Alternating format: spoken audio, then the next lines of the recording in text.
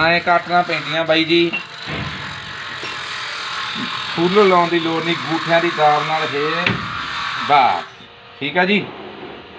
ਚੱਕ ਹੁਣ ਇਧਰਲੇ ਪਾਸੇ ਐਂ ਕਰੋ, ਥੱਲੇ ਨਟ ਰੱਖੋ ਇਹਦੇ ਤੇ ਐਂ, ਤੇ ਗੂਠੇ ਦੀ ਦਾਬ ਦੇ ਨਾਲ ਇਹ ਐਂ ਬਸ ਪੈ ਗਿਆ। ਠੀਕ ਆ।